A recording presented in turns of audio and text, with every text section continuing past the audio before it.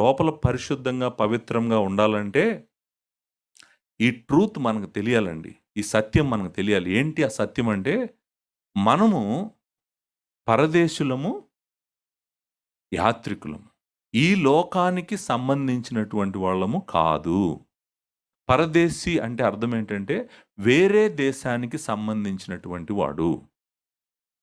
Foreigner, alien అంటాం కదా! Foreigner or alien. వేరే దేశానికి సంబంధించిన వాడు. నువ్వు ఈ దేశానికి సంబంధించిన ఆమె కాదు. ఈ లోకానికి సంబంధించినటువంటి ఆమె కాదు. నువ్వు ఎప్పుడు నిన్ను నువ్వు లోపల పవిత్రపరచుకోవటం మొదలు పెడతావంటే, ఏ రోజైతే నేను పరదేశిని, నేను యాత్రికుడిని, నేను పరదేశురాలిని, నేను యాత్రికురాలిని అని నువ్వు అర్థం చేసుకుంటావో, ఆ రోజే నీ లోపల పవిత్రత, పరిశుద్ధత మొదలవుతుంది. నీకు ఈ మైండ్ సెట్ గనక రాకపోతే, మిమ్మల్ని మీరు పరిశుద్ధపరచుకోరు.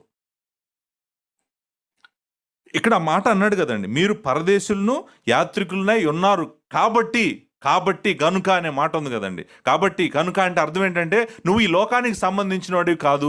ఈ లోకానికి నీకేం సంబంధం లేదు. ఈ సిస్టంలో నీకేం సంబంధం లేదు. నువ్వు ఇక్కడ ఉండాల్సిన వాడివి కాదు. ఇక్కడ ఉండబోయేవాడివి కాదు. ఈ లోకంలో నుంచి ప్రయాణం చేస్తున్నావు. యాత్రికుడుగా ఈ లోకంలో నుంచి నువ్వు ప్రయాణం చేస్తున్నావు. నువ్వు వెళ్తున్నటువంటిది దేవుని దగ్గరికి, దేవునితో నివాసం ఉండబోతున్నావు. నువ్వు పరదేశివి, ఈ లోకానికి సంబంధించిన వాడివి కాదు. కాబట్టి నువ్వేం చేయాలి? కాబట్టి నిన్ను నువ్వు జాగ్రత్త పరుచుకో, నిన్ను నువ్వు జాగ్రత్త చేసుకో. ఈ లోకంలో గనక నువ్వు ఉండాలని, ఈ లోకంలో వాళ్ళతో సంబంధాలు పెట్టుకొని, ఈ లోకంలో ఉన్న వాటితో ఎఫెక్షన్స్ పెట్టుకొని